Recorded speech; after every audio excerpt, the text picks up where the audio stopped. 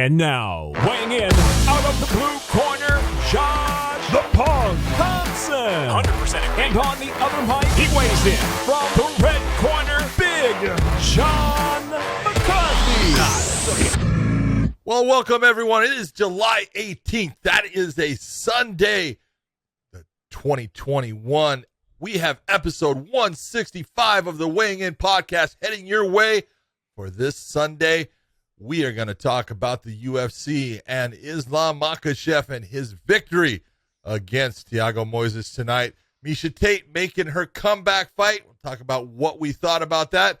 We had Bellator 262 taking place with a really good championship fight in the flyweight division for the women's between Juliana Velasquez and Denise Kiel-Holtz. A little bit of controversy with headbutts and certain things and other things. But what is going on, my man? Josh Thompson looking good with the virus.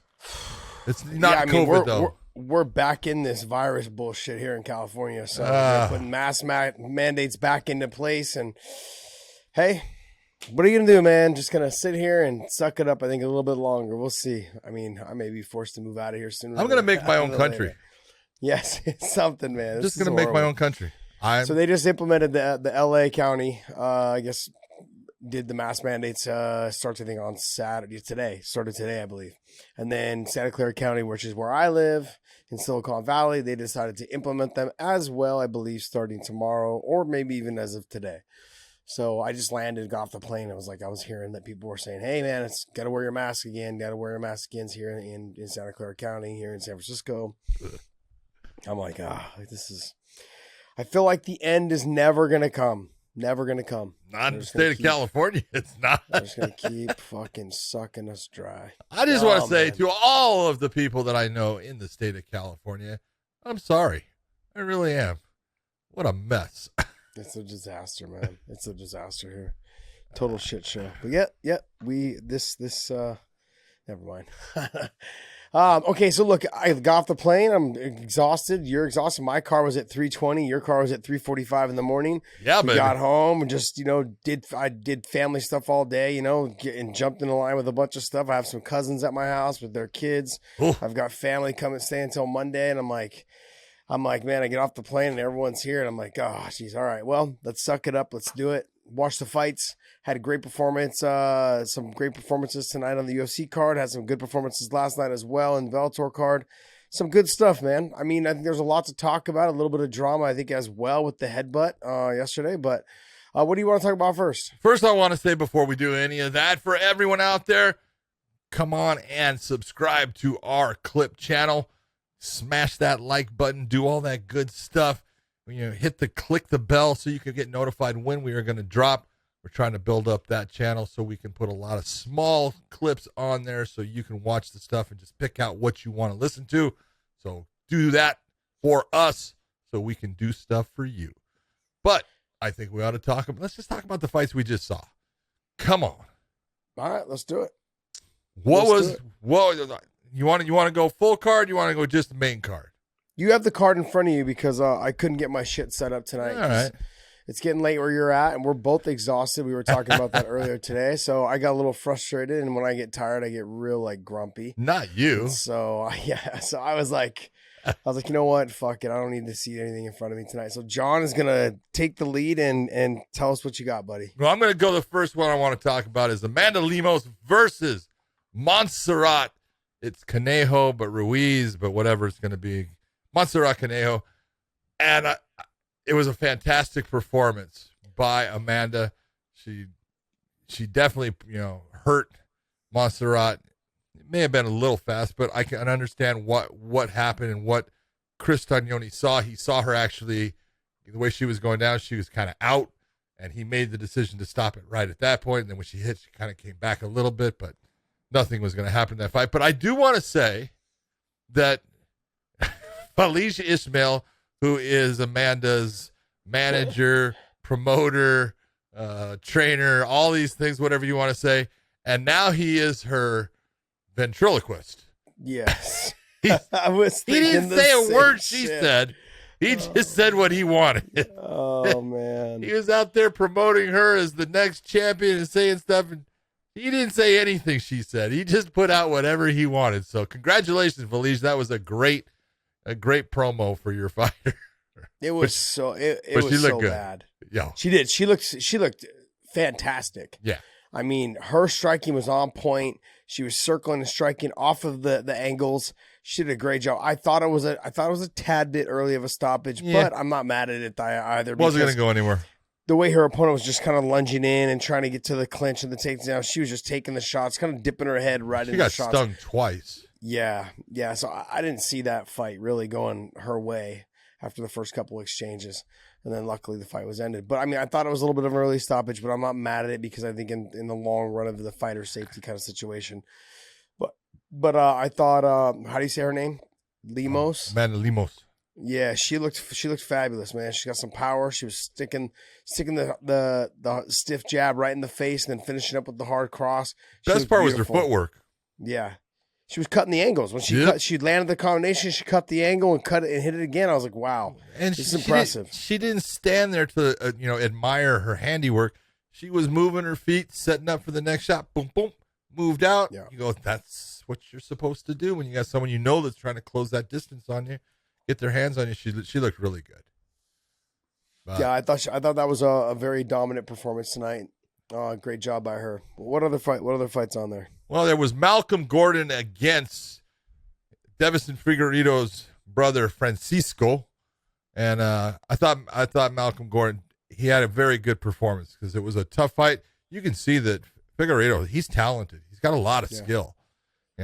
He was getting hit by a jab in the middle of his face a couple of times. It snapped his head back multiple times, but you could tell because Gordon's got a good background in Brazilian Jiu-Jitsu. He's a black belt, and Figueiredo was giving him fits with his butterfly guard and what he was doing, but Gordon just kept the pressure on, kept working, and tried to keep the fight at a very high pace, a lot of pressure, and he got a very well fought. I love when a guy goes out there and just gives it everything. He leaves everything that there is in that cage, and at the end, it works for him. And so I really enjoyed watching that fight. I thought he deserved the fight.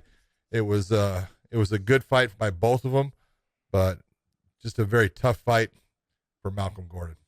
It's hard, I think, for fighters that have successful brothers to follow kind of in the footsteps, that kind of situation, because they expect you to be the exact same, or they expect you to have the same top qualities that they have, whether it's conditioning, power, footwork, whatever it is. Good things point. that whatever that fighter is successful, like Douglas Lima, he's known for his kicks. His brother's got good kicks, but he's not known for them like Douglas Lima is. Yeah. And so when you get into that, like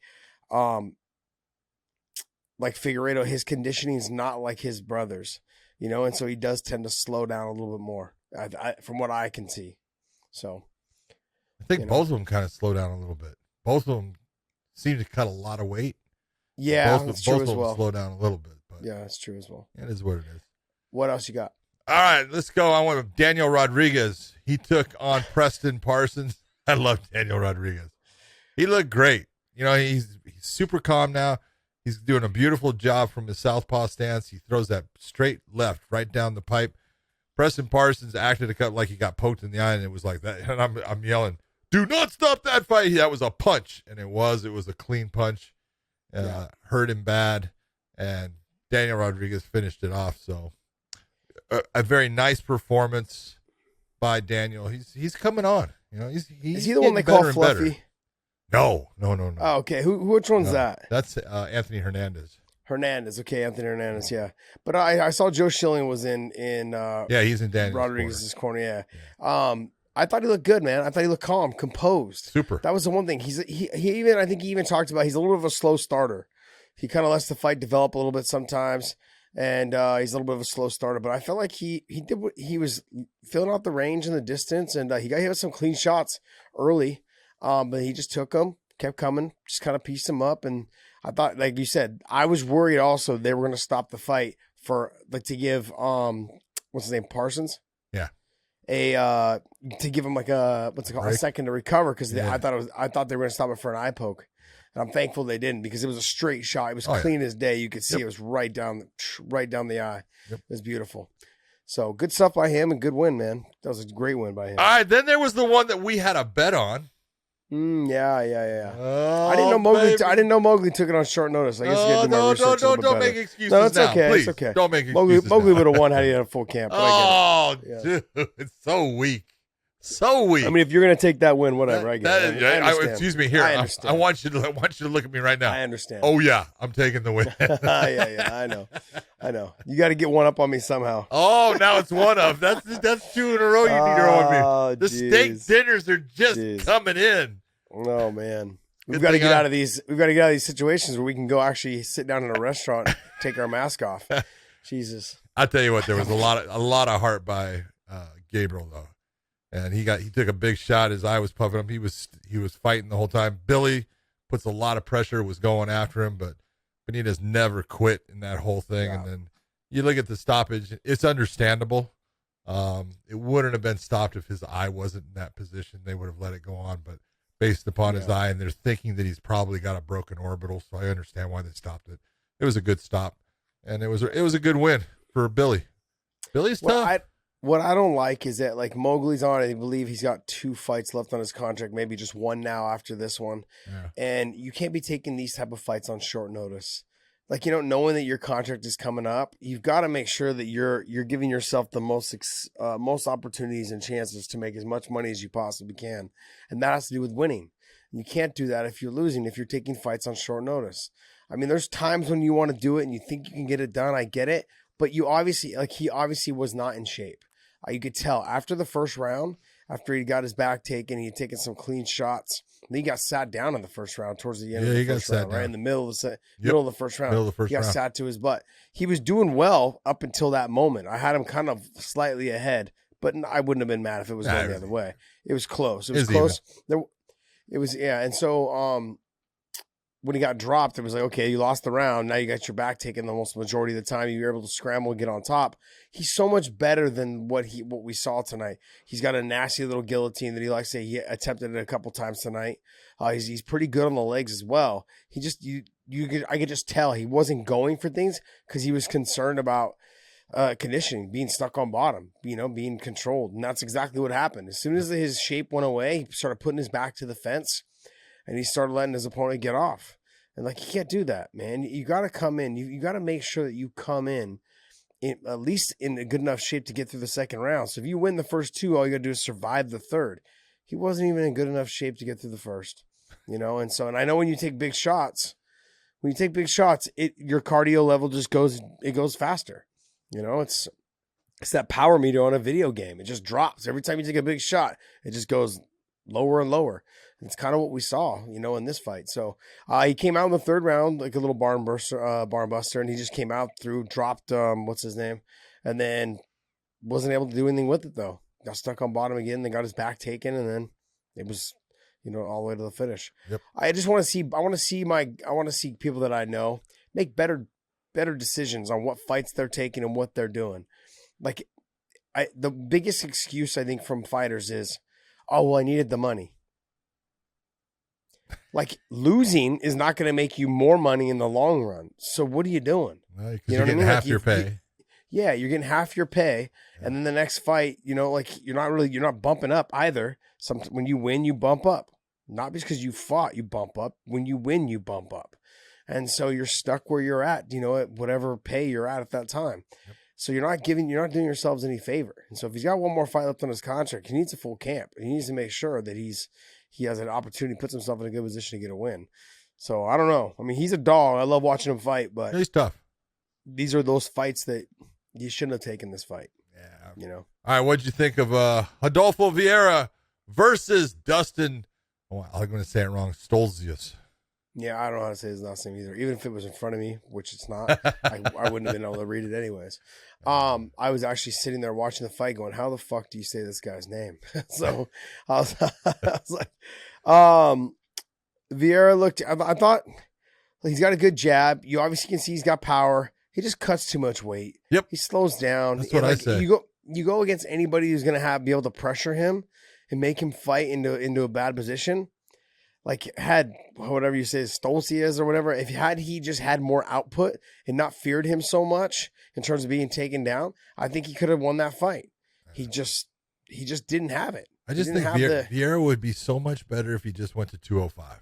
Yeah, you can tell he's just rock solid. Remember how you were talking about Anglicus, about how big he is and how ripped? You can see all the little like striations in his body. Yep. That's how Vieira is. Yep. Right? He looks just like that. So go up, man. You're cutting so much weight. This is not a bodybuilding competition. This is a fucking fight. You know, like you need energy.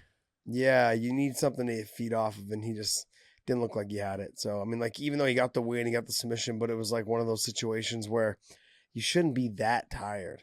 You know, at the end of a 3-round fight, sure, you should be exhausted. Well, yeah, it wasn't even a 3-round fight. I mean, yeah, it wasn't even, exactly. Well, it went into the third round, so I can't say that. So. But I'm just saying, like, it wasn't. I don't know. It wasn't one of those situations where you should have looked that exhausted. Even on the feet, it was like one punch, both of them, one punch. But I felt like his opponent just was giving him too much respect because he didn't want to get taken down. Yeah. So I don't know. What do you think of it? You know, I was thinking the exact thing. He came out and he was doing well in the stand up. He was actually controlling the stand up. He was actually firing off some good shots.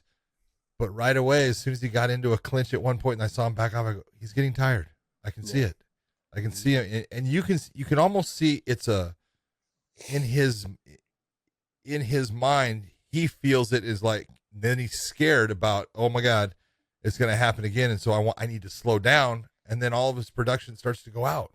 Yeah. And so I just think his coaches need to look and say, hey, let's be smart about this. Let's go up to 205. He's going to be fast there. He's going to be strong there. No one can out-grapple him up there. So it's a matter of let's work on the stand-up. Let's get it so we use our stand-up to get into the clinches, and then you're going to have energy to go for that takedown, and you'll have energy for that submission attempt if it comes. But I just think at 205 he's gonna just be just a better fighter. Yeah.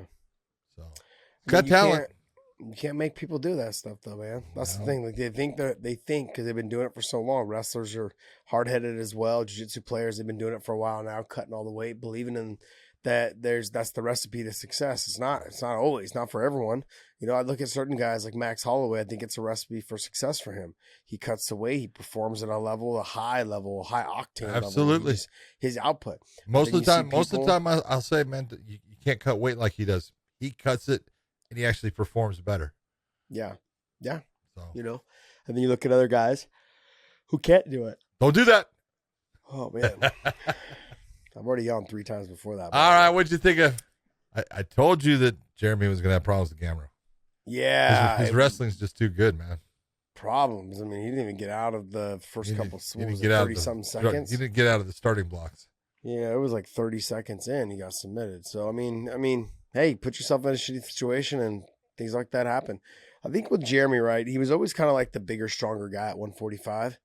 You know, and now I'm not coming down to 45 anymore. He's not going to be the bigger, stronger guy because I compare him to like guys like tonight, like with Islam, and even Moises or whatever, however you say his name. Thiago Moises. Yeah, I heard him say it 3 or 4 different ways tonight. So it was Moises, and Moises or whatever. Anyways, you can come up with a 4th. Yeah, well, there was only 3 commentators and they all had it wrong. So they all had it differently, I should say. One of them was right. So yeah, John Anik. Yeah, probably most likely. But yeah, it was he just the strength is going to be a factor. I think when you get into that 145-pound weight class. I think at 155. At 145, he had the strength advantage. I felt like he had the power advantage as well.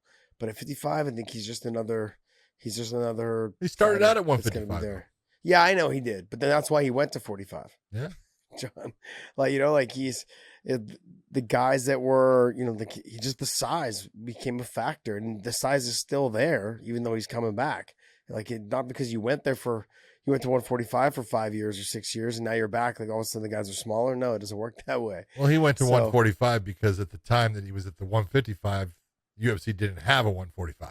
So he goes back that far. So wow, I forgot about that. When the WEC came in and they absorbed them all, and all of a sudden they made a featherweight division, That's when Jeremy went, ding, ding, I'm going down there, which was a good idea. Yeah. So. Yeah, he had a lot of success there at 145. So Yep. it's a hard cut. I remember one of the first fights I had with the UFC, I think it was the Nate fight. May have been the Bobby Green fight. Anyways, we ran into each other in the sauna, like in the locker rooms. And I came in just to like do like a 30-minute session in the sauna. And I came in and he was sitting there. I'm like, how long you been here? He's like, 2 hours. I was like, what the fuck? Jesus. No way. And he's like, Miserable. yeah, he's like, I'll be here for another probably at least 30, 40 minutes. Ugh. I was like, How hot was the sauna? Well, it was at 24-hour fitness. And I think 24-hour doesn't allow you to have it hotter than 140. 140, yeah. Yeah, which is good because that's kind of the optimum sweat level position. You don't want to be past, I think, 160. It's like 120 to 140 something, 142 is that optimal like level of just your body continues to sweat. Once you start breaking that, it gets too hot and your body just kind of stops sweating. You'll sweat a little bit, but you won't get out as much as you normally would if the temperature is at, say, 120 to 125. Oh, no, I'll keep sweating. Yeah, you will. But all the way till I barbecue. Yeah. Oh, man. Okay, so what did you think of Miesha Tate's return? I actually thought she looked pretty good. I really did. She's still not fast, though. And I thought she looked good. I thought she performed really well.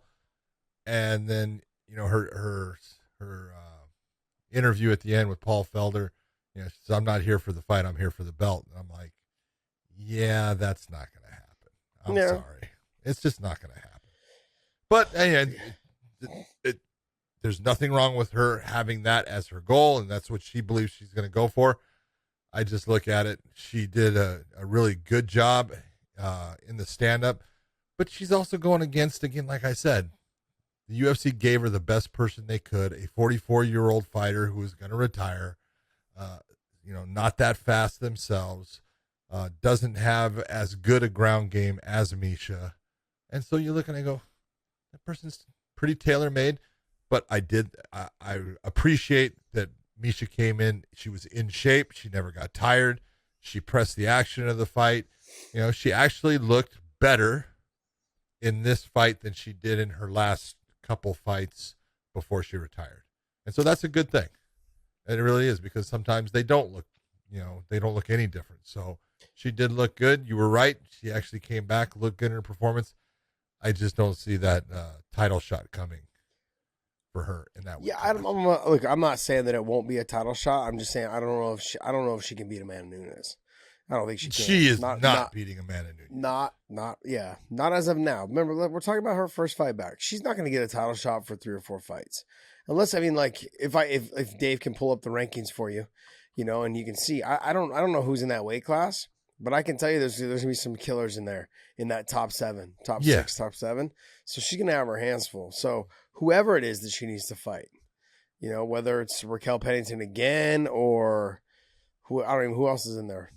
You got Aldana, who just fought, who in the stand-up. That's not a good fight for her. Is going to light Miesha up. I look at Miesha as she actually looked better than this in this fight, though. She's like the female version of Jake Shields. Got a great ground game. I wouldn't go that far. Calm down. Yeah, come on. Dude, let's calm be down. Who have you ever seen her take out in the stand-up? Keep thinking. Keep thinking. I haven't. But I have. She hasn't fought in 5 years. I mean, yeah. My brain doesn't work past yesterday. That's all I'm trying to. I just don't. I just look at. Okay, let's take a look. You got, like I said, you got Aldana. Okay, that would be a tough one. Juliana Pena. I like to see that fight. It wouldn't be bad because they're both grappling, oriented in the way they go about the fight. So it wouldn't be bad. You got Aspen Ladd up there. I wouldn't mind seeing that fight either. Yeah, well, that one, if Miesha could get Aspen down, she'd have a chance in the fight. Mm-hmm. In the stand-up, I don't think she'd do very well. Holly Holm's up there. Jermaine is up there. So she's not beating Jermaine. No. Yeah, that would be a nasty fight. That would be an ugly fight. So, I mean, there's ones up there. I don't want to take too much away. I don't want to say too much because this is her first fight back in 5 You're years. absolutely right. And I feel like she's got plenty of room to grow. Boy, she's that gonna hurt. watch this fight. Huh? I got a pain right there when I said that. Oh man. That's good. It's so strange, right? When you have to finally agree with me, which It is is. most people don't realize this. You agree with me a lot Oh, because I'm normally right a lot, but you're you so just, wrong all the time. No, I'm not wrong all the time I have more people ask me, how can one guy be so wrong all the time? because I I go, try to. and I be tell wrong. him, I go, it's a gift. Yeah, it is. I'm blessed. I'm blessed. You know how I feel about those people with blessed tattoos. I'm blessed. No, really, it just like I don't want to take too much away from it because it is her first fight back. Good She point. looked phenomenal. I thought She looked did. She looked phenomenal. really good. She was in great shape. I thought her hand speed was I thought her hand speed was a little bit faster than when she left. I actually believe that's true. She was throwing straighter punches as well than when she left. She had a couple good straight right hands that landed clean. I mean, she did some good stuff. I would have liked to have seen her press the pace a little bit more with I her actually hands. thought she looked more comfortable in range than she did in the past. Of course. Yeah, So I was like, I thought she did. which is a good thing. That's saying, all right, she's starting to feel better in the stand-up because she actually put herself into range without being in that position, trying to pull out all the time. She was staying in that range, looking, giving some head movement. I was like, all right. So she's been working. You can see that she's been working at it. Yeah, I think also too. I think that first round she was really concerned and thinking about how well she'd be able to take a shot. Then after she took a couple hard shots, she started, okay, I can get in the pocket and start throwing. I don't need to be that concerned. I've already taken a couple hard shots. Okay, now I'm ready for this. Yeah. It's always that first one or two shots. There's always apprehension because you don't know. Is it gonna hurt? Yeah, is it gonna hurt? Is it all of a sudden just gonna put me unconscious? Yeah, is it harder than I remember? Is this person hit harder than I would think? Like, there's a lot of questions that go through your mind. That's why when we were talking about on the Bellator card about Liz and Eblin potentially fighting, or when I fought Gil, like I'd already trained with him, and she's trained with Liz, and you're the person you're fighting. You know their power. You know the power. You know the speed. You have the feeling out process has been done for years, so you can go in there and just let it all go because you already know what to expect. Yeah. Sure you can get caught still, but it's that feeling of like, hey, I already know. The feeling out process has been done. I don't have to worry about how fast that person is, what tricks they have up their sleeve, that type of stuff. And you know it. And so I think with Miesha, it was kind of jumping back in there, and going, okay.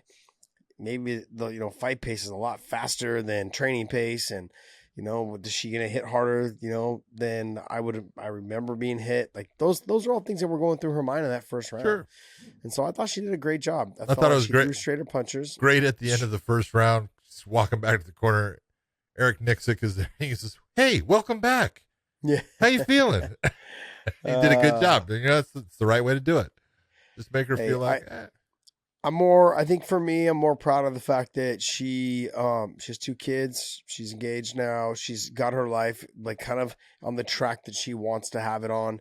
And this is her focus has been fighting now. Like, I think this is if you're going to come back and you're not too old, like she's 34, she still can make a little bit of a run. Yeah. I'm not saying she's going to get to the title, but this is a great time for her to come back.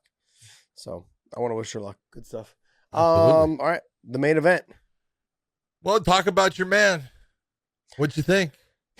I thought the nerves kind of got to him a little bit in the first round. He was a little slowed off to the start. Even going into the second, he was kind of a little bit slow. He just got to pull the trigger on his hands, and not just the hands. He's got to go hands and then feet because he's got a beautiful sneaky head kick that he throws with that back leg. It's good. It's nasty good. He just doesn't. He's either boxing or he's kicking. There was never a punch kick or kick and then punch.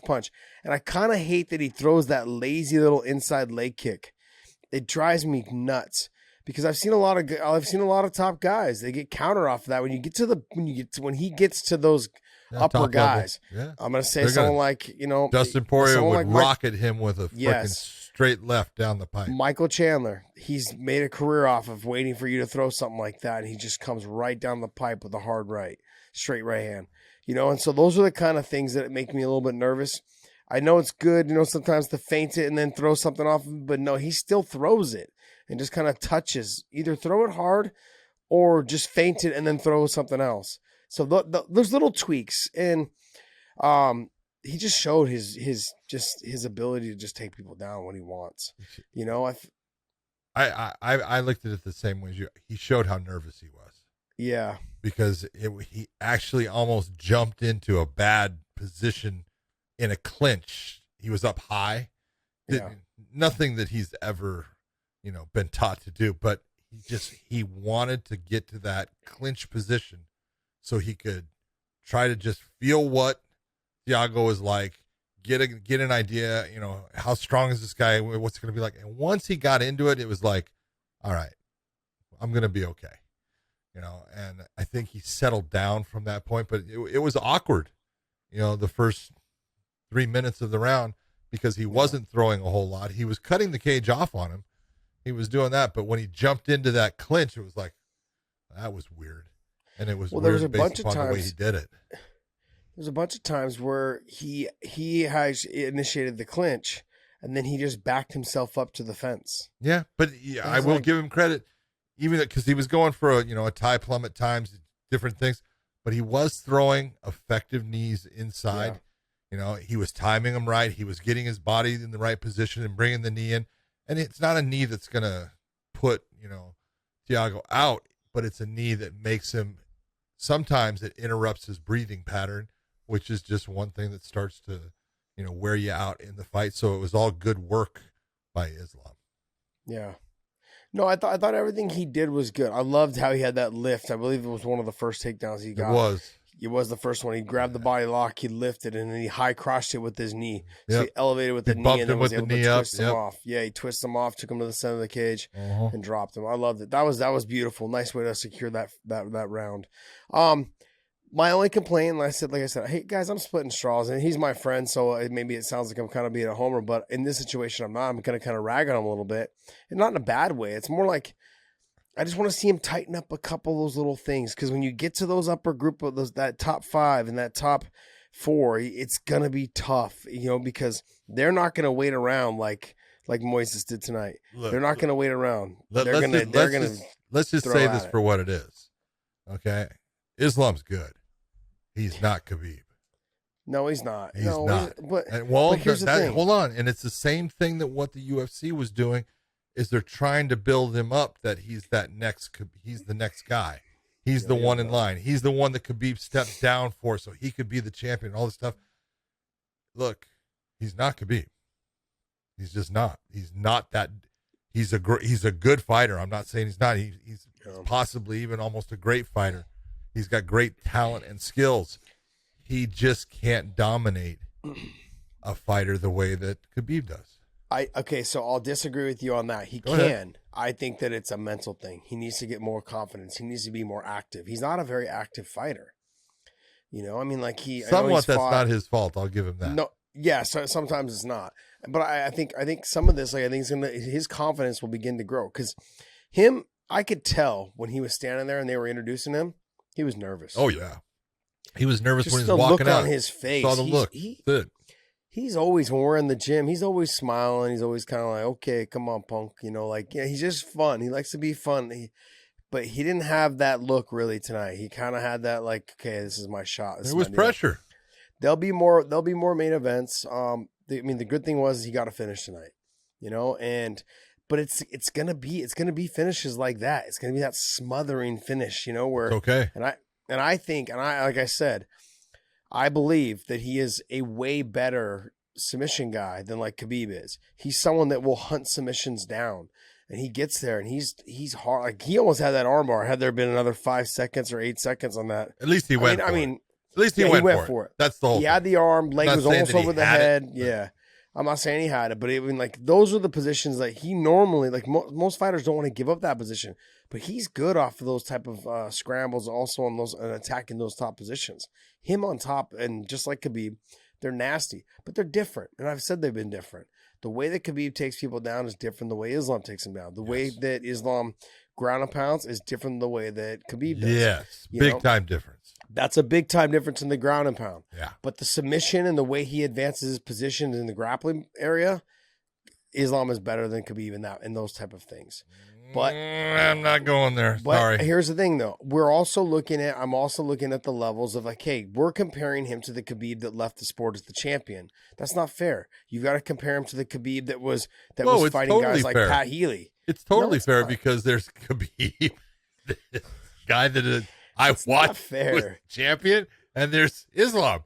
And that's all I can compare, because I don't go you back. need to- I don't go back need- to when Khabib first got into the UFC. Look at how many fights. Hold on. You need to hold go on, back to when hold he on. fought Pat Healy and when he How fought many Thiago. fights? How many fights did Khabib have in the UFC? 12, 13, Something like that. 14? Well, how many has Islam now had? I don't really not that many. Oh no, come on. He's got to be close to 10. No, I think he's only got 8. No, 8 he's or on a 9. 7-fight win streak, now an 8-fight win streak. So a 7-fight win And he streak. lost only had to one, so that's 9 Yeah. fights. He won 1, lost 1, and then That's he won right. 7. That's 10 fights, Okay. just like I said. Look at that. won 1, lost 1. Hold on. Pull it up, Dave. 7. All right. Pull it up. Let's Won see. 1, lost 1, and Okay, 7. hold on. 7. Isn't So it we've 9? got I think? 1, 2, God, I 3, thought I was the one bad at math. 10. 10. Thank you very much. So I said he won 1 and 10 lost 1. fights. What was the other fight? Okay. Where's the other fight? 10. Was there 2 before What do you that? mean, where's the other fight? He's It's on a called 7-fight counting. win streak. You're not only bad at math, you're bad at counting. 10 fights. I don't in the have it in UFC. front of me like so you do. after 10 fights, Yes. is Islam as dominant as Khabib was at 10 fights? How many does Khabib Just have? say no. No, I'm not going to say no. You have I'm not to, going to say because no. he's No, not. I don't. John, I don't have to say no. Yes, No, you you're do. wrong. If you No, I want to don't. be right, No, you're wrong. I'm not wrong. I think the level of competition, like the guy that he fought tonight, was better than the guys that Khabib fought. Oh my God. Let's see. Okay, so If in that range, I can't see because Dave's putting white crap up and everything. Whatever. That's an the- ad. the- Hold on. Go do his first 10 Moises fights. or whatever. What was his 10th fight in the UFC? Khabib's 10th fight was, so that's 1, 2, 3. So it was Ali Quinta. Oh, his championship fight. wait, you're going to tell me that Ali Quinta is as good as Moises? Well, I'm going to tell you that the guys he fought before that are better. Wait, no, you can't deny. No, we're talking about 10th fight. You pulled up No. the 10th fight. I'm saying You guys pulled he up the fought 10th before fight. it. Before The it. guys before that. Guys Who? before it. I The can't only guy help that- better I than can't that. help The only the guy fact that better than that was RDA. At his The only guy. championship fight that The Ally only Quinta was guy put into better the than the last guy that- minute. the- You're going to no, sit the there and be only- ridiculous. He was supposed to John. fight Tony Ferguson. John. Then he was supposed to fight Max Holloway, and they all got put out, so they do a John. last-minute replacement. That's who you're going to say, oh, it's this. The You got to compare only those guy, two? the Stop. only guy that was Ridiculous. better than Moises tonight was RDA. The only guy that Khabib fought ever that was better than him tonight was RDA. No. Yes, absolutely. No. Who? No, go down the list before that. Who else was on there that was better than him tonight? Let's see. Better than Moises Edson tonight. Barbosa was ranked ahead of what? Let's say that Moises was ranked what tonight? 14th, 15th? I think Somewhere it was- in there? Yeah, 14. I think it was 14. Okay, so when Khabib fought Edson Barbosa, what was Edson Barbosa ranked? So you're comparing a 45-pounder to how good Moises No, he is. was a 55-pounder back then. I can't help I that he agree. dropped down in weight. But what I'm saying, you're trying to compare a smaller guy to the bigger guy, to someone who fights at 55. I'm talking about who's a better fighter. I think Moises is a better fighter. He's You're more crazy. well-rounded. He's got better submissions. You're crazy. He's got jiu-jitsu. I mean, he's way. You're I gonna think he's sit better. there and you want to put that into I effect. think he's better. Let's I see. think he's better. My He's a God. better, more well-rounded fighter than Okay. than Barboza. Where's the world champion that Islam's fought? Who? That's what I'm asking. Who? Where's the world champion that he fought? RDA. That was the only one he fought. Okay, there's one. I said that already, John. Doesn't matter. I said Just he's like the I only said. fighter that No, was he's that not. was He's better. not the only fighter that's better. He was the only- You he was take the a only look at better the fighter. list of who No. Islam has fought. He's not fought the competition. I didn't that Khabib say did. that. We were comparing 10 fights and 10 fights. You're right. That's right. And I their first said the 10 only fights, guy, Khabib the fought only better guy, fighters than Islam has. I said, but where we're at now, where we are at now, Islam's opponent tonight was better than what Khabib was fighting at that time, outside of RDA. That was it. No, you're wrong. Yes. Oh, you're so wrong. It's okay to be wrong, though. It's okay. No, it's all right. We can agree to disagree that I'm right. It's perfect. Take a look at the list of who he's fought. I'm. Jeez, John, no John, one's even up there, except at the very end. If you want to say, okay, a couple at the very end, it's not even close. Who's a couple at the very end? That who was the tough rush? Who was the tough guy that Islam fought 2 fights ago? I believe He was a real good wrestler. They Drew great- Dober? No, that was I don't. Oh, know. you're thinking The guy- Davi Ramos? Davi No, Ramos. no, it was like a Chechnyan game or like a Armin Armin? Tsarukyan. Saryukian. He was Yeah. good. That was a good fight. That was a really good fight. But he's a good fighter. He's Yeah, a he very is. good fighter. I agree. No, but I don't put Dober on the level of Moises or whatever tonight. I don't put him on that level either. I think this guy beats him. I think I'm wrong. I would I think- agree. I think it'd be No, a- I think it'd be a I would fun agree fight. with you on that. I think that Moises is better than Drew. But Look, I think okay. you can't compare. If you compare just the names and the records of the people that they fought in their first 10, Khabib's is way better. I don't say that. It is. I don't agree with you. Okay. I just think RDA. I think RDA is the only one. Outside of that, I mean, the rest of them were good fighters. They were all good fighters. He beat Pat Healy. He beat Abel Trujillo. He beat he beat some good fighters. I'm not disagreeing with that. He beat Edson Barboza. He beat Michael Johnson. He beat these guys, but Michael Johnson doesn't stand a chance against Islam. Pat Healy doesn't stand a chance against Islam. Like, So does Michael Johnson stand a chance against Dustin Poirier? But he beat him. He already beat him. That's the Yeah. point. To sit there and say he doesn't stand a chance, that's crazy. You're John. We already know everyone can beat anybody at any given There day. you go. We've seen that. We've already seen that. But we're trying to have a competition in terms of talking about what the levels were. I'm just telling you, all the guys that Khabib fought, Islam would do the same exact thing to them. He would do the same exact thing to those guys. The only one that I think would probably have given him fits would have been RDA during that time. That's who he called And- out, so we'll see how he does against Yeah, him. we'll see. I don't know if he's going to get that fight. I think that's the fight they probably won. They should. Yeah, they should. We'll see. We'll see. All right. Overall, though, I thought the card was okay. There was a couple good fights in there. The girl fight was good. What's her name? Lemos. Yeah. Lemos. She Lemos? was good. Amanda Yeah, Lemos. Lemos. Yeah, she was good. She was I really thought it was good. good, man. Overall. Yep. All right, guys. Hey, go to mybookie.ag. Use the promo code weighing in, and they give you a little extra spending cash, as well as you've got the NBA Finals coming up. I think the Bucks won tonight, so they're going to go to a Game 6. So you guys can put some money on that. So Who's going to win? They're up. Who's going to I win? think they're going back to Milwaukee, so I think know. the Bucks. I think the Bucks get it done. I don't know. Something's going on with Chris Paul, man. He's just not. He hasn't been the same. I think since they went back to Milwaukee. I think Game 3, something happened to him. He wasn't feeling well, or shoulder hurt, or something like that. And then since then, he hasn't played very well. So they had some big turnovers late in the game tonight, and I was catching just some highlights from it. That was about it.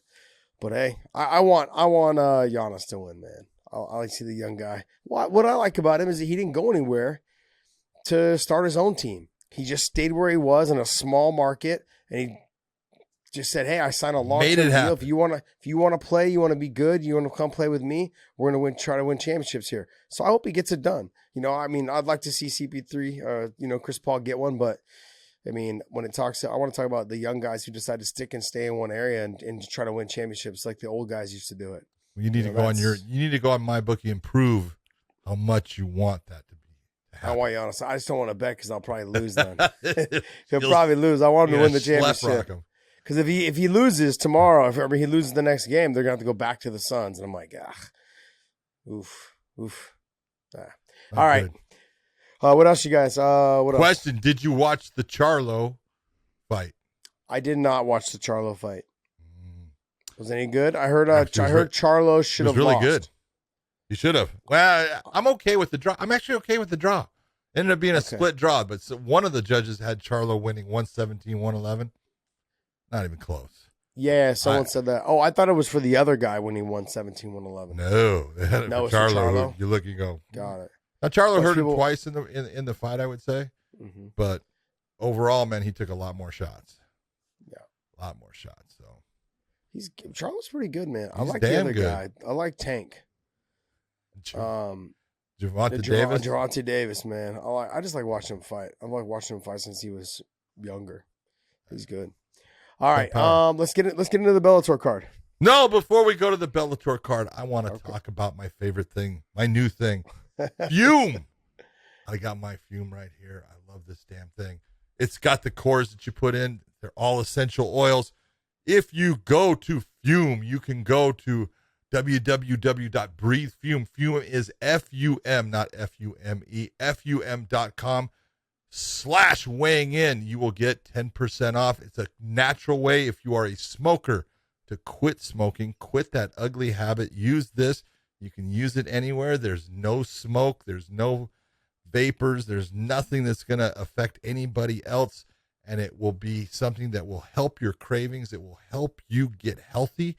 And it's something that's actually good for you. So I would say use the Conquer cores if you are a smoker and you can naturally quit that nasty habit. And it's going to be a lot cheaper because smoking costs a lot of money and you don't want to do that stuff. So go again to Breathe Fume with the /weighing in and get that 10% off. And you too can be as healthy as Josh Thompson is now that he uses Fume. I actually do. See, I actually have mine. There you Do go. you see it? Yeah. So I actually travel with it because I can use it inside the restaurants. I can use it on the plane. And I do have this, I have an allergy kind of cough that I've developed over the years. I don't know if it's just because Just of bad California. Health.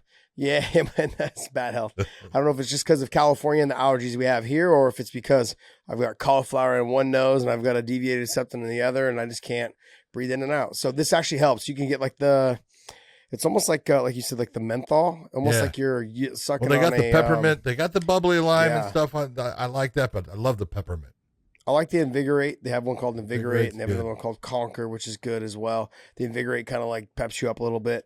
It's good, man. I've used it, and it's casual. It's something that you can carry around with you. Most people don't like it, but check it out. It comes in a tube like this, so you put it in the tube, keeps the actual filter kind of moist. Yeah. So you just pop it back in, stays out of the way. Well, the best part, people ask me, the best part about these things is I just got back from, the Mohegan Sun with you. I went there with one core, used it the entire time, 4 days that I was there. And then I just went and put a new one in. So it lasted, good 4 days of using it all the time. Yeah. So if you put it back in the container, it'll stay with you, and it doesn't kill your pocketbook. It's actually pretty cool. Yeah, it's not bad, man. It's actually helped me a lot with I used to clear my throat all the time, so it's kind of helped me a little bit with that. I mean, ask John, I would always be up on, doing the cage side stuff, always have lemon and honey with me just so I could keep my voice going. So, but this thing's actually helped quite a bit. So I'm going to keep using it and see how it goes. That's it. Use it, people. It's actually a really good product. I really like it. All right. Make sure you guys use that promo code as well for that additional 10% off. Yep. All right. Let's jump into the Bellator card. All right. How far back are we going on that one now? I can't see it, so you tell me. All right. Well, you know what? We're going to go all the way to, I love Charlie Campbell was the first fight. I got to say something about him. He went in there in his first fight in Bellator, and he fought last minute Nainona Dung, and he ate up Nainona's legs. Got a win against someone that was a prospect for Bellator. Looked really good, and he didn't get a contract. So he comes back on this fight. And again, he gets taken down by a good wrestler, but gets on his feet. He's got hard kicks. He landed some heavy shots. He ends up putting Nick Giletti out of the fight, gets his win, and then does a great promo. I deserve a cut. I deserve this. I want everyone. I'm putting everyone on notice. I was like, well, that's the way to get attention. The way to go, son. So I thought he looked really good. It was the second time that I've seen him use his kicks. The guy's got hard kicks. So yeah, he must. It's fun to watch. Once he backed his opponent up against the fence, he was letting the hands go and then finishing with the kicks. Yep. And then his opponent went into that clammed up position, and he was just target practice after that. Yeah. So good performance. He actually, I don't know if you heard him, but he came over. He was sitting in the center, and he came over and he was yelling at me at the desk. And I'm in the middle of my segment. We're in the middle of talking, Jen and I hear him yelling. Hear someone yelling. And when we turn the lights off, we get done with our segment, and I turn back around and I look. He's like, hey, man, why don't you accept my friend request on Instagram? I was like, what the hell? I was like, really? Are you kidding me, bro? He's like, yeah. I will now. Accept my friend request. I was like, I got you, brother. I got you. So good stuff, man. Adil Benjelani had a great fight against Johnny Soto. Look, Adil's got great stand-up. This guy is so smooth and slick in the stand-up. His wrestling has always been the problem. Guys trying to take him down. He had Bilal Muhammad in his corner. Bilal's been working with him. And I'm listening to what Bilal is saying between the breaks. And he's saying exactly the right things. Because Benjelani is making basic mistakes. He's trying to get the underhook. He can't get the underhook. And his legs are splayed. And then he decides to bring a leg inside, which brings his legs together. And Johnny Soto grabs him and picks him up. And I'm looking at him going, it's just these little things that make the difference in being able to get that win or get that loss. But, you know, when people are watching this kind of fight, one thing I want to say is Adil Benjelani throughout the fight was trying to hurt Johnny Soto, trying to finish the fight. Johnny Soto was trying to take Adil Benjelani down. He was trying to control. And that's the reason that Adil Benjelani won the fight. He landed more shots, and he was trying to finish the fight, while Soto was trying to control his opponent by taking him down. And when he got him down, wasn't able to do a lot with him. So I thought it was the right call that Benjelani got the win. I thought so too. Yeah. It was a good fight, though. All right. Don't even want to talk about the Golfin Asaragova fight. Ugh, was not good. No, she just needs you. Like, she has good wrestling, like you kept saying throughout the broadcast. She's got to use it, you know. Yeah. And then I've said this I don't know how many times. Your wrestling helps set up your stand up. Tyrell Fortune, same shit. Yep. Okay, Brian Bader, same shit. You guys, every fighter, if you have decent wrestling, use that to set up your kickboxing in your hands. You know, and use your hands to set up your wrestling and your takedowns. You've got to learn how to work those two things together. It's called mixed martial arts. You got to mix everything together. Learn how to do one and lead into the other. Mix it fluidly into the next thing. And so I still see some fighters, even at the highest level, not able to do that. And so that's what I'm seeing from her. I know she's only 3-0, 4-0 now, I think. 4-0, yeah. Yeah, 4-0, but it wasn't a great performance. You know, and there was a good chance she was going to lose. Yeah. So it was a split decision win, and it should have never been that close. No, that's exactly it. Saeed Soma got a knockout win quickly against Hani Marks. You got to look, and I know Hani did not agree with the stoppage. He did go out. Yeah, he was out. So no, I think when he gets home and he watches just didn't know. realize. Yeah, he just didn't know that he went out.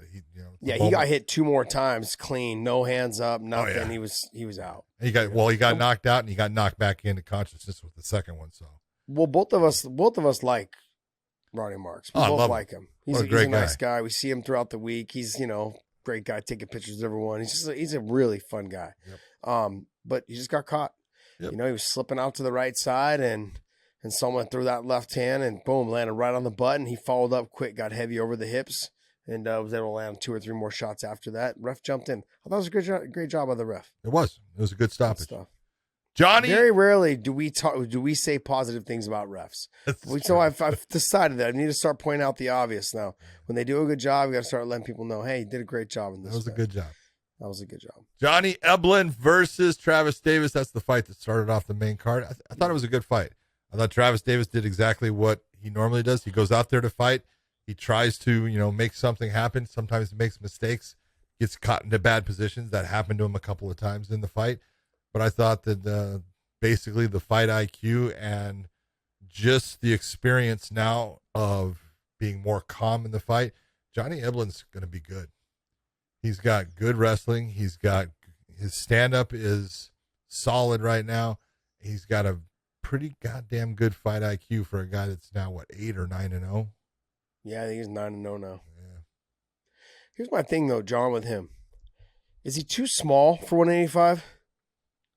No, I don't think so. He looks a little small to me. Yeah? He's not a big guy. I know he doesn't. We're on the side right now, I think, of not having to cut a lot of weight to make the fight. We get that. We understand that. He's had great performances. Mm-hmm.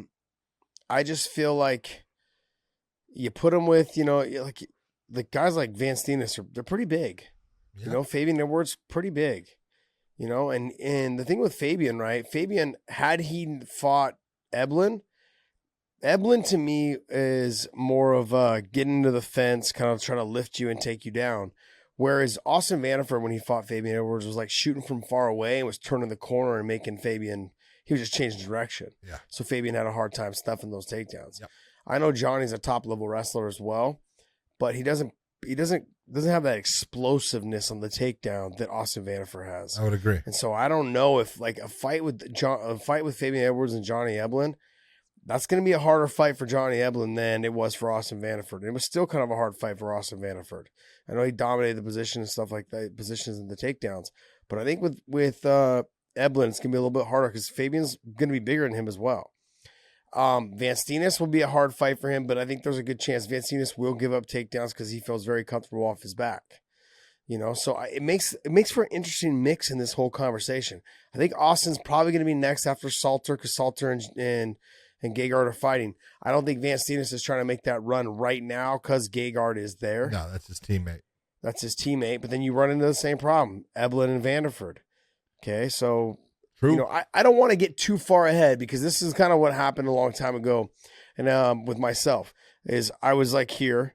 We had Gray Maynard was right there with us, and then we had Khabib kind of making his run. I think he was like just broke the top 10, and everyone's like, "Hey, you guys are all in the top 10. What happens if you guys have to fight each other?"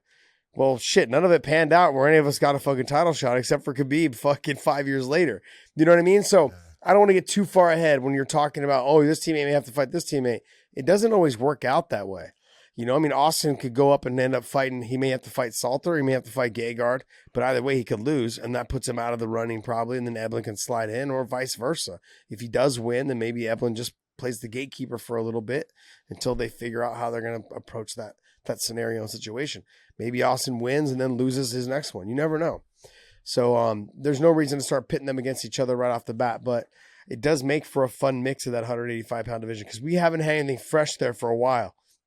And right now we've got a lot of fresh things going on there that I really like with, Eblin, Rasta, Vanderford. They're all three teammates, which is a little scary because they're going to have to fight each other. Yep. Yeah, but then you've got Vanstinas and you've got Fabian Edwards and you've got Shipman and you've got, Salter. You've got a good group of fighters that are there, the younger ones that are now coming up. Salter being a little bit older, and Gegard getting a little bit older as well.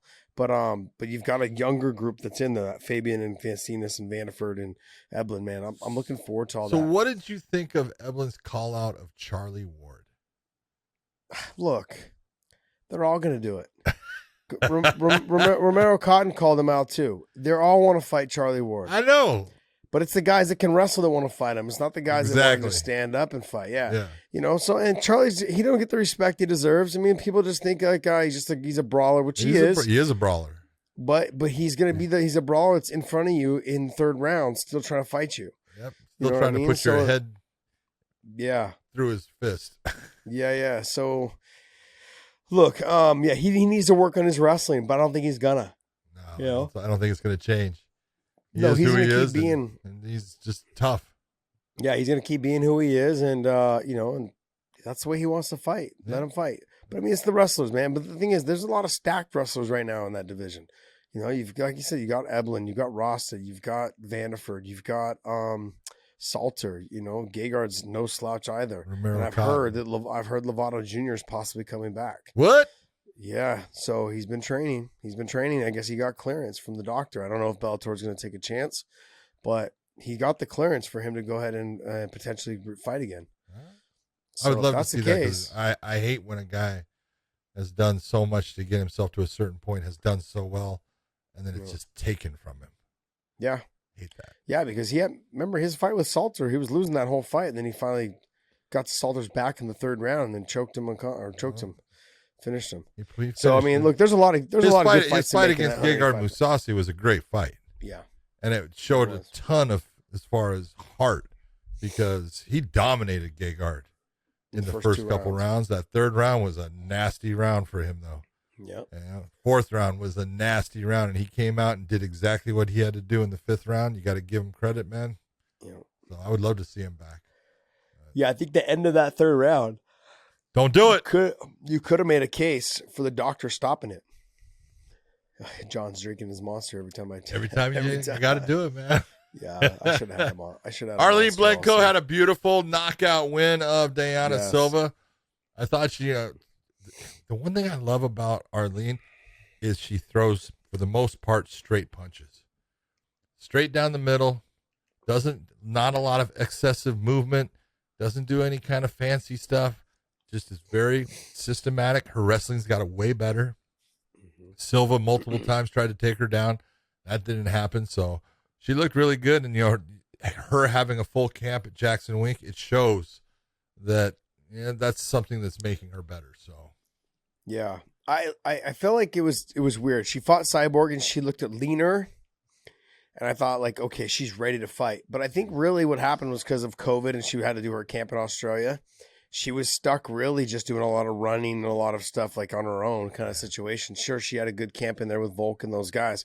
But it wasn't the same type of camp she would have got with all the females over at Jackson Wink. Yep. And so you saw just she was on point in every aspect of that fight against Diana Silva. Silva was trying to touch her in certain areas. Sure, she landed some clean shots here and there, but Arlene was on point, man. She was touching her up with the boxing. She was mixing in some of the wrestling, a little bit of the kicks as well. She was gritty inside the clinch areas as well. I mean, she did some good stuff. So great job and great finish for her. Yep. Then we had CJ Hamilton against Matthias Mato. I thought, Matthias just showed, he's at that upper level in the bantamweights. He's strong. He's fast. He's resilient. CJ was trying to be all over the place, trying to elude him with movement and get a little flashy, and just walked him down. Made him fight the fight that he wanted and put him away. So I thought he made a great statement. If Bellator is going to do that bantamweight Grand Prix, he just put his name there. That you have to make me part of it. So yeah, I mean, John, I'm looking at. I know we've got a stacked bantamweight division. But I'm looking at that bantamweight division, and I'm thinking to myself, he's probably number 2 or number 3. He's probably number 3 or number 4 right now in that bantamweight division. If I was, he's. You lost your mind. No, I mean, right now you have Pettis as the champion, but I mean, probably he's gonna end up fighting Magomedov, I think next, correct? Or no, Magomedov's fighting Stotts. Stotts. And so then you got Magomedov fighting Stotts. And then you got Archuleta. And you got Archuleta, and you've got James Gallagher, and you've got you've got Patchy Mix. Yep. Can't forget him. There's some good fighters in that whole bracket. You can also go with his teammate Higo. Oh, for sure, no doubt. No doubt. But he's got to make weight. Well. Yeah, that's the problem. That's the problem, man. That's the biggest problem. I mean, so him and then and Matos. I think Matos only has 2 losses. His 2 losses are, one is to Magomedov and the other one's to Peter Yan. Yep. 2 losses. And he had some pretty good moments during the Peter Yan fight as well. He had some good moments against the Magomedov fight as well. Yep. Remember, he dropped Magomedov in the very first exchange that they had. And he tried to jump to the back and he couldn't get there and he ended up losing it. And then the rest of the round he spent everything on his back. But he did some good stuff throughout that fight. So I think he's up there in that upper echelon of fighters. Yeah, he is. There's no doubt about it. He's good. Yeah, I can't wait to watch him fight again. He's a slinger. Let's hear your expert opinions, since you know about this kind of stuff very well. So I'm going to pull you. Oh, my judging? Judging? Because you're a horrible judge. I'm not talking about your judging. Well, I fucking help. You're a headbutt expert or a clash of heads expert. Matt Mitrione. Matt Mitrione. Matt Mitrione has got the worst luck of anybody. Yeah, we can't rely on you to be in the proper place for headbutts. So go ahead and let me take charge here. I'm letting you go, baby. Come on. Well, a discussion that you and I had is that he dipped into it, okay, and he helped cause the headbutt, which he did, okay. But even so, shouldn't the ref have stopped it and said, "Hey, it was a headbutt. Yes. It's a clash of heads. Yeah. We need to give both fighters," because his opponent, Tyrell Fortune, could have been damaged also. Yeah. You don't know the situation. Both of them could have been damaged. That's right. Matt goes down. The same type of thing happened when he fought Tim Johnson. He clashed heads, got put to his ass. But John, this is my problem though. The ref didn't see it, and it needs. I feel like there needs to be a ref on the side saying, "Hey, that was a headbutt. You need to stop the action." I don't know, because in the situations where, like for myself, when you miss the headbutt, like I'm looking, going like, "Hey, are you going to stop this or are you not?" I just got to get up. You were popping right back up. You didn't take that much time to think. I did look at you, John. I did look at you. You didn't even know where I was at. I looked at you.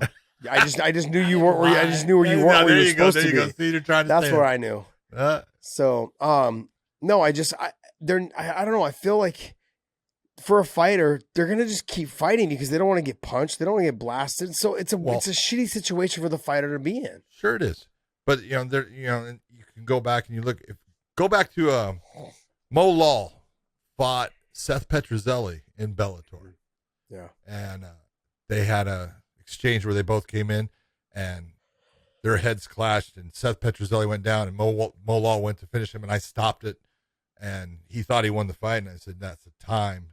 Get to your corner. And it's because their heads clashed. It wasn't intentional on either guy, and I gave Seth Petrozelli time to clear his head out, let the doctor look at him, do all that stuff. If you see it, but if you're not sure, you can't stop it. Yeah.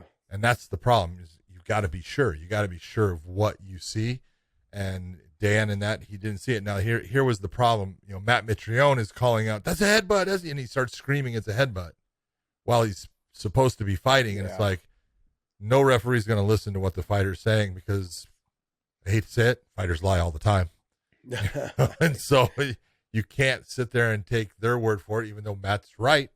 There was a clash of heads. It was unintentional. And he actually was the one that created the clash by trying to lower his level on the takedown that Tyrell Fortune was doing. So it's an unfortunate, set of circumstances. But yeah, if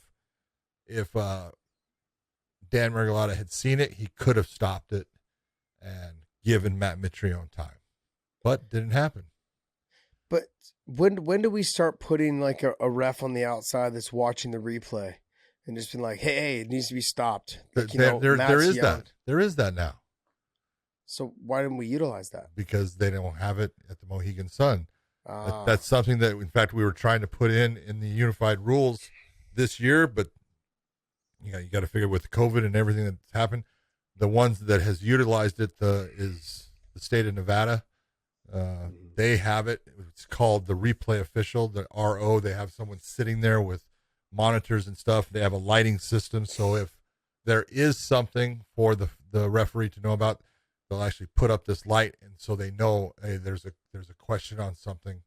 And there's certain signals that they'll use to, hey, you need to stop the fight now, or you need to consider this at the break. So there is something. So you're kind of right. Yeah, I would just there's just got to be something where, hey, the outside guy sees it and just can say, hey, he needs to yell in, or maybe the ref has an earpiece. I don't know, something. And just say, hey, that was a headbutt. Hey, that was an eye poke. Yeah, because it's got to be able to happen. The whole thing you're trying to do is get it right. Get it right for the fighters. Yep. It's like the fight that happened tonight with the UFC. It would have been a shame if the referee stopped the, Daniel Rodriguez fight because Preston acted like he got poked in the eye, even though it was a punch. And so, these things happen fast, and to sit there and say, oh, you should have seen it. And it's not that easy to see. Yeah. You try to put yourself in the right place, but sometimes even if you're in the right place, something happens, on the offside or something, this can happen. It's tough. Everybody makes mistakes. Everybody's human. Is that your way of saying that you've messed up a bunch of times? We get it. We understand. No, you don't have to try to validate. The one thing I know is if I could do it all over again in your fight, I would tell him to do it again. I would just tell him to do it twice. You would have said, go ahead, just get up, and we'll just keep headbutting them. For you in this fight, headbutts are legal. Go ahead. I see how this works. All right, well, let's go into the main event. Let's go. Talk to me. What did you think? Okay, so you and I had it scored differently. Yeah. I had Denise winning the fight, but I thought it was close. I'm not mad at it either way. It was close. I would have liked it either way. Mm-hmm. I had Denise winning 1, 2, and 5. I had her losing 3 and 4. Yeah.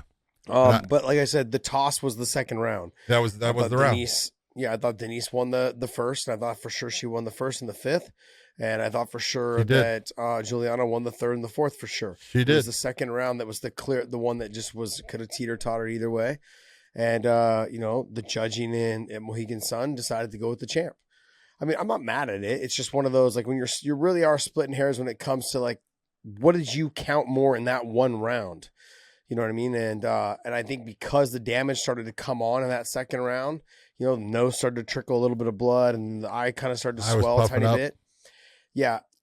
I don't always look at those things. I know that's considered damage, John. Like you say, hey, it's based off of damage. Yep. But if I was to score fights like that, then Dan Henderson would have beat Bisping for the title then. No. And let me explain why. I understand what you're saying. Yeah. But you can look at the Bisping, and you're talking about the second Bisping Henderson fight for the title when Bisping had won the title from Luke Rockhold. Bisping got blitzed by Dan in the first round and got beat up in the second round too.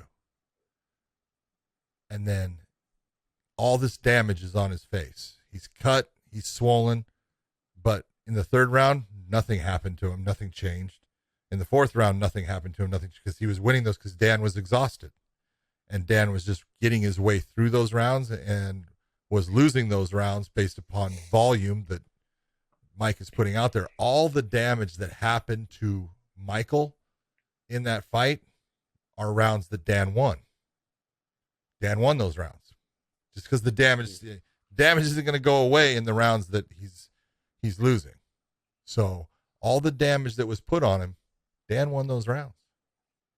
You kind of remember it, see it that way? Yeah, I get what you're saying, but like there wasn't like a ton of damage done by Juliana. There was it was accumulative. She kept hitting the jab. Yeah. I didn't look at the jab being as something that was it was causing her eye to swell, but it wasn't like the shots that Denise was landing on Juliana. Like the shots that Denise, even though it didn't mark her up, a lot of those snapping shots, her head back. A lot of the shots that Denise threw weren't hitting what we call a legal target, as far as it was bouncing off of her shoulder, it was going off of her arm, it's glanced off the top of her head. It wasn't what we call a scoring blow. She threw a lot, and she was putting a lot of pressure on her, and that's where a lot of people, she was going forward the whole time. It doesn't matter if she's going forward. It matters how well is she scoring, and that's what they're looking at. And I looked at the second round, and I thought the big difference was Juliana started landing that jab. She had a stiff right hand that just kept popping Denise, and that was the most effective blows in that round, and that's why I gave it to Juliana in the second. But it was close, that's one of those fights where I hate when either one of them lose. I thought Denise had a good enough performance. She could have won. She really put everything she had into it. And Juliana, as the champion, she had a good enough. She didn't deserve to lose her title. So it is what it is. Yeah, tough fight to call. I think if you're a judge, for sure. But but I thought I got to tip my hat to both ladies. They did a wonderful job of fighting. They threw down. Juliana, though, to me, she had to get the first title defense out of the way. Now it's out of the way, I want to see her open up more. Yep, I agree. She's too damn good to fight conservative fights like this. Yep. Can't have you this way. And look, I'm going to go back to the main event tonight also too with the UFC. Islam Makhachev, okay, he's too damn good to be conserving himself like that. You've got to go out there and let it go, bud. Okay, I mean, especially because I know how good he is, and we know how good Juliana Velasquez is. The two of them, they cannot afford to have performances like this, like they have been having, if you want to continue to be main events. Well, that's the thing. It's not only continue to be main events. This is what, when you put on a great performance, people are captivated by it, and then they want to watch you again. And so that next fight, you do it again. You not only keep all those people that saw it the first time and now are really happy they saw it again, and they're definitely never going to miss anything you do. You brought more of them in. And you have a couple of those performances. This is like, it's the Conor effect. When Conor came in to the UFC, he fought Marcus Brimage. That was a good, clean knockout. Now, not that Marcus Brimage was the greatest opponent in the world, but he was a solid fighter. And, Conor got rid of him. And then Conor fought Max Holloway next. And he got a win. And it was a good fight. And everyone now knows how good Max is. And you take a look, but it was then he, went on that little run and he beat Diego Brandao after he had the knee surgery and blitzed him, and then, got through Severs, got through Poirier, got through everybody, and just kept on having these great performances, and it just builds. And if you can put it out there and do it, you've got to say, I need to finish. If you're the champion, you got to be working towards finishing your opponent. Yeah. That's the way I look at it. Yeah, I agree. Look, I think Islam, he's a hunter. He's someone that when he gets to the ground, he'll start hunting for the submissions. He's not someone that's like, that's the thing with Khabib. He's not that confident being on his feet. No, he's not. He needs to like let it go more. And I know he should be a lot more confident because he's good on the feet. He's fluid too when he puts it together, but he just wasn't putting it together tonight. I think that was the nerves. You know, and I see that a little bit with Juliana Velasquez too. Like her, she throws her hands, but she throws 1s and 2s.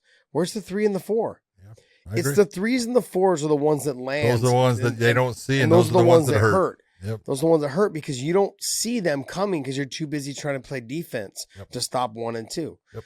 And so that's the only thing. And I think, like I said, if you're going to continue to try and be a main event fighter, like there's nothing worse than being a champion and having to be the co-main event. It's like, it's just like that. It's like a little degrading, kind of like, God, I'm the champ and here I'm not even main eventing. You've got somebody else who's a champion that's main eventing over me. I mean, they're trying to build you up, but I mean, she's going to have to make sure that she has I know she's been dominant, but she needs to make sure that she's going out there and putting these other females away. Yeah. You know, and I think she has the ability to do it, but she hasn't looked great. So I'm hoping now that she gets through this after having her first title defense, the pressure's done. Okay, now look, I'm just going to keep fighting the number 1 contenders and get them out of here. She's physically strong. Yeah. She is. She's big. She's tough. She's big for the weight. She's tall, big, long, lanky, all those things. Yep. I agree. All right, Dave. Let's jump into some news, buddy. What else you got? You got any news for us today or no? Yep. So There's always news. Yep. So the news came out of Conor McGregor releasing images that that Nevada State Athletic Commission knew about the injury before the fight, and he kind of released those images. And then NSAC came out and said that's not true. They didn't know. Did you think they were going to say they did? God, are you fucking kidding? Hold it. Here, no, it's real simple. Okay, let's go back to when you were fighting.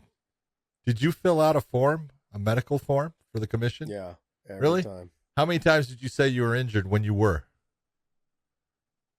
Oh, no, none. Never? No. Okay. So it says no to all.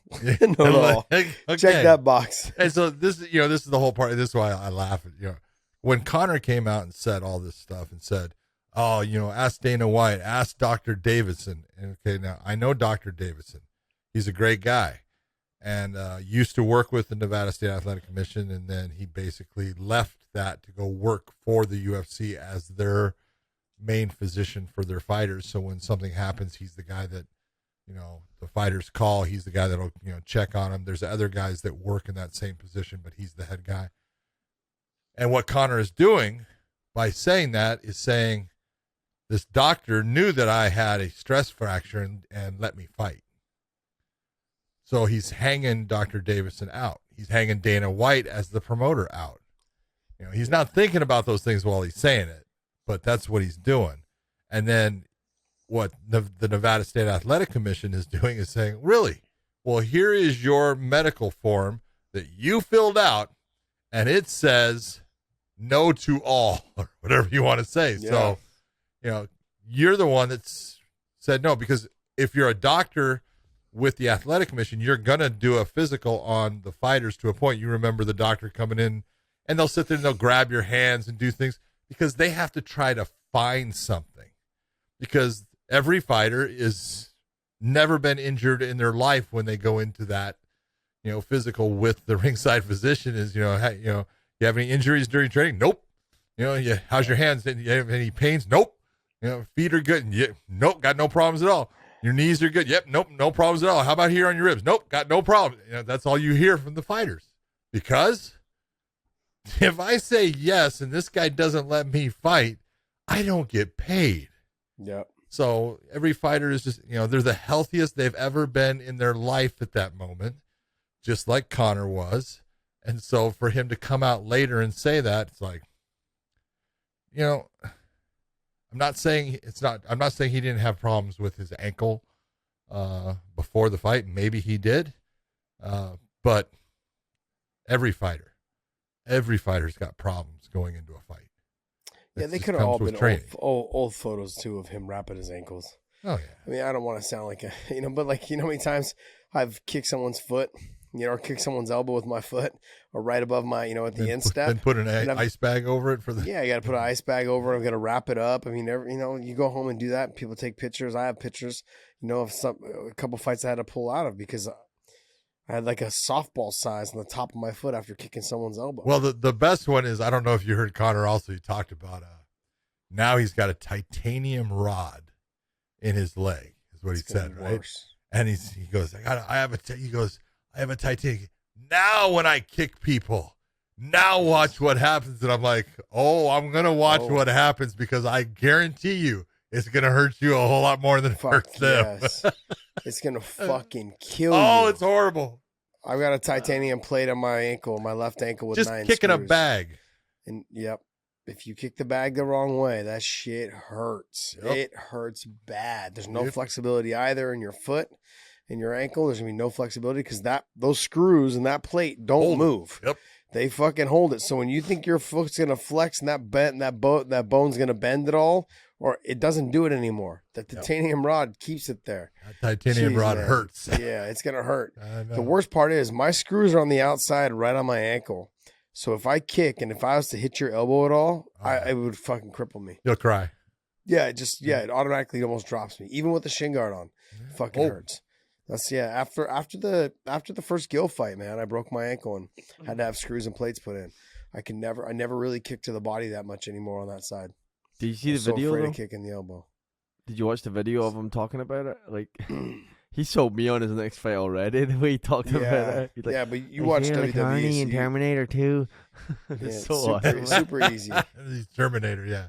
It's super easy for people to say. Just wait until he starts working out on it the first couple times. Yeah. He's gonna be like, "What the hell?" It is not gonna feel good. Yeah, he's not able to kick as much on that with that foot.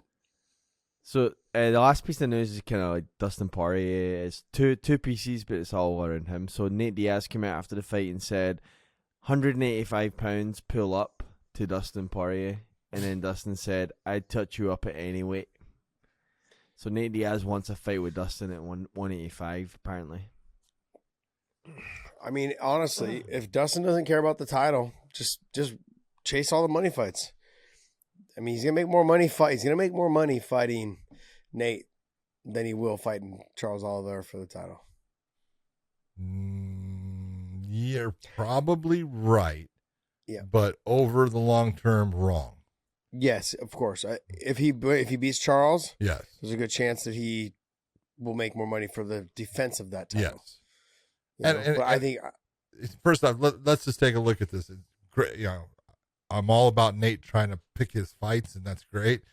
And whatever weight doesn't matter to me. It's like, go ahead.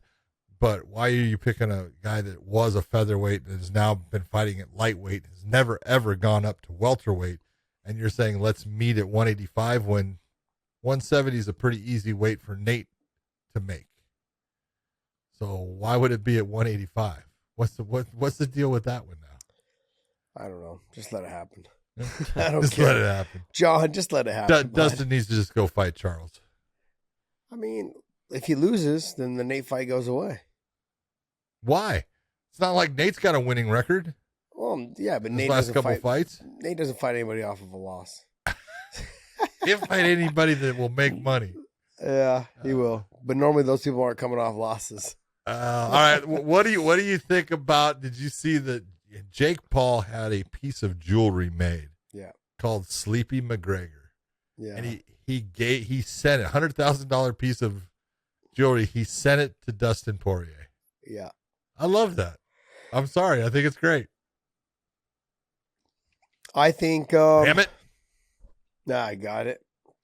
I think that's Jake Paul's way of getting under Dana's skin and Conor's skin, and I mean Jake came out and said some stuff too. He's like, why would I fight Conor McGregor? He's like, he needs me more than I need him now. I mean, it's who knows? By the time he's ready to come back, that might be the truth. If Jake dispatches Tyron Woodley, and then he fights somebody else who has a little bit higher ranking than that, or has a little bit more skill in terms of boxing on the feet. I mean, he may be, Conor may need him more than Jake needs him. So I just like the fact that, Dustin's going to raffle that thing off for his charity, and yep, that's a good thing. Yeah, we'll see. Hopefully it makes over $100,000 for it. Yeah. We'll see. Someone will pay money for it. Won't be me. Jay, what else you got? That's it for news. That's it? That's all you got for us tonight? That's it for news. Yeah, I mean. Jeez, buddy. Yeah. Jeez. You have any fan questions? No fan Nothing. questions for this show. Nothing. Nothing. Jeez. Man. Here's a fan question. I keep on getting asked this, and I'm going to answer it for everyone again because I've only answered it 8 million times. Oh, I might have one in my. People are asking questions about 12-6 elbows. When Dustin Poirier was on top of Conor and Conor was elbowing Dustin to the top of the head, isn't that a 12-6 illegal elbow? For everyone out there, no, it's not 12-6. If he's on his back, it would be 3-9 or 9-3. Okay, 12-6 was just something that I came up with so people could have an image of you cannot take your hand, put it straight up, and bring your elbow straight down from the sky to the ground. Okay, because I had never seen a place that had a clock that wasn't on the wall. I never saw one that had one on the ceiling. Then all of a sudden, people come up with this idea that there could be clocks on the ceiling. There's no clocks on ceilings. So when you are on your back, the only elbow, strike that you're throwing when you're doing something from guard is usually that 3-9, 9-3. That is a legal elbow strike as long as it lands in a legal area. There, that answered that. Yes, it did. Yeah, because people were asking what it is. They're like, "Hey, what about like when you're on the ground? I run my elbow along from here to here against your ear." I said, "Is that 12-6?" Like, yeah, if the clock's laying down. No, 12-6, 12 to 6. Yeah. It's pretty simple. Yeah, look at a clock. I thought it was when I came up with it, but obviously I have confused the hell out of everybody. All right, guys. Well, hey, hopefully you guys enjoyed the show. Both of us are a little tired, probably a little grumpy, but you could tell in some of our exchanges tonight. Grumpy. Yeah, man, I was very grumpy tonight. But hopefully you guys enjoyed the show, and hit the subscribe button down below in the YouTube channel. Also, go to our YouTube Shorts channel, Weighing In Shorts or Weighing In Clips. Hit that. The link is also down below on our main channel. You can just click on there. It takes you right there. Hit the subscribe button there as well, and the notifications there. John and I, Monday, is it Monday or Tuesday? Tuesday, we'll be filming another show specifically for that one. It is called Wayne Interjection, and you guys hopefully will enjoy it. It's a short little 15-minute show, just fun stuff and that we come up with, and we think in headlines and topics that we want to talk about. So hopefully get you guys more interested into our Clips and Shorts channel. So check it out. Hit the subscribe button there. That channel or that show will only be on that channel there. Okay, we will not have any of that on this channel. So make sure you guys subscribe over there, and you guys can watch it on that side as well. It's going to be a fun little show. Also, go to prowrestlingtees.com/weighing-in. Use the promo code ANDSTILL and pick up one of our shirts, man. We've got plenty of shirts coming out. I also have some new artwork done by a friend of mine, John Wayshank, who's an amazing artist. He's made John and I into like these superheroes. John with the big chest. That's not hard to do, Josh. For me, anyways. For me. Whoa.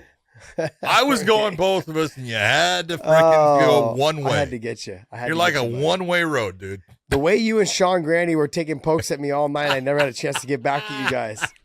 I was so mad. Every time we got kicked back to us, I was so frustrated. We had to roll to some damn boxing commercial or some promo, and then by then the moment was gone. I was like, it's just gonna sound stupid if I say it now, so I had to let it go. I wanted to say, Nordy, can you put me into a 2-box and let me just talk trash back real quick? But I don't know if Coker would have appreciated that. Here we are on Showtime TV doing that, but it was fun. I had a great time. So go to prowrestlingtees.com/weighing-in. Use the promo code ANDSTILL. Give you 20% off on any of our shirts that are available there. And we will be making a new shirt once the artwork is done on this one. It's really cool, really dope. I posted it up on my Instagram story. I also posted it up on my Twitter. It's awesome. It looks really good. So check it out. You guys can check it out there. Dave, do we have anything else? I don't have anything else.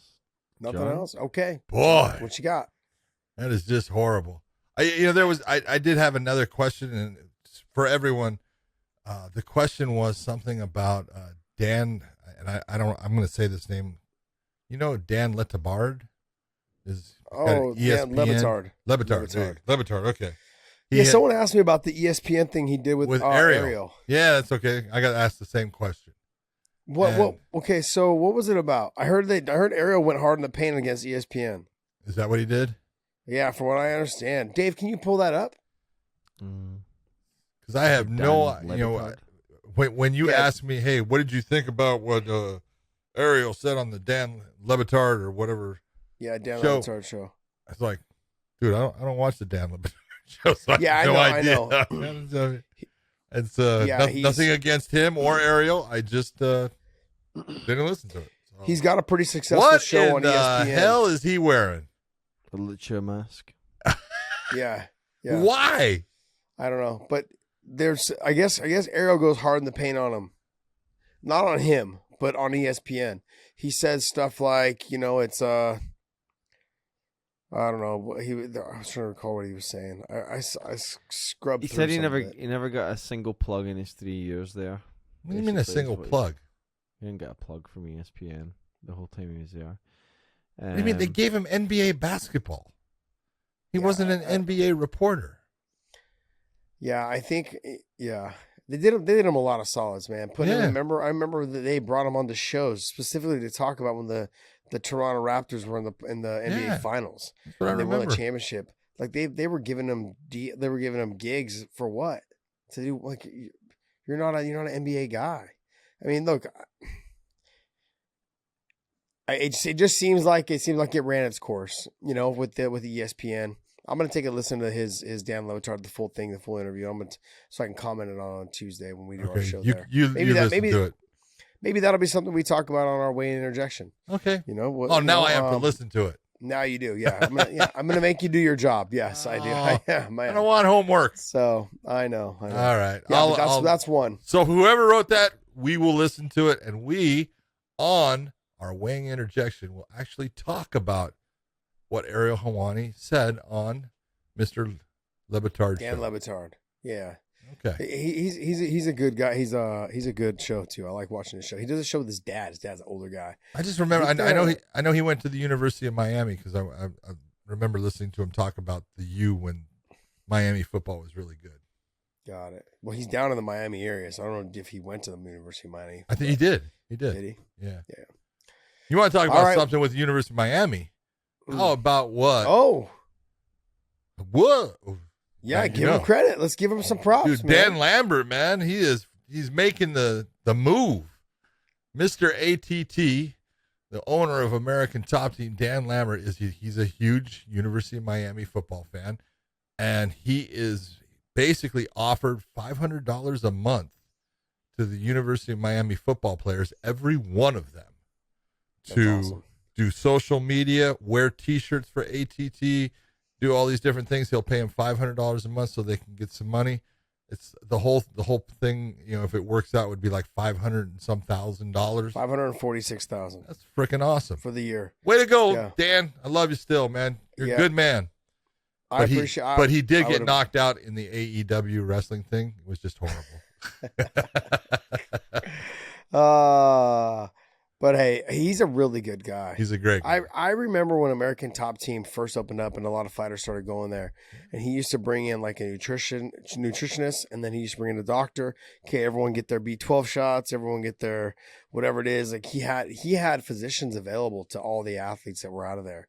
There was moments there where I thought about leaving American Kickboxing Academy, AKA, to go there. I was like, there was a lot of talk that like it was just the next biggest thing. It was people loved training there, and the only reason why I didn't go was because Masvidal was there, and Masvidal was in Strikeforce at the time, where it's like was gonna be, and so that was the biggest reason why I didn't go. I was like, yeah, he was there. I think also who was the other guy? Jay-Z I think was also there. Jay-Z Cavalcante was there. Yep. Jay-Z was also there, and then Hermes Franco was there as well. So I knew I had to fight Hermes because I fought him in the UFC. But that was like during that time I was thinking about potentially going there, But yeah, He's been good for the sport, man. Done a great job. He's been fantastic for the sport. All right, guys. Well, we're gonna wrap this up. Hopefully, you guys enjoy the show. Bear with us. I know we're a little exhausted and tired. My flight was at 3:20, or my car picked me up to take me to the airport at 3:20. John's was at 3:45 a.m. My flight left at like 5:42. What time will your flight leave? 5:55. 5:55. So yeah.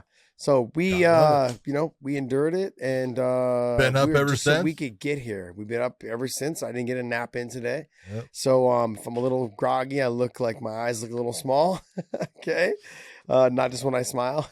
It's like, so yeah, hopefully you guys enjoy this show. We want to thank you. And John, what you got, bud? For everyone out there, hope you enjoy it. Thank you for listening, and we will see you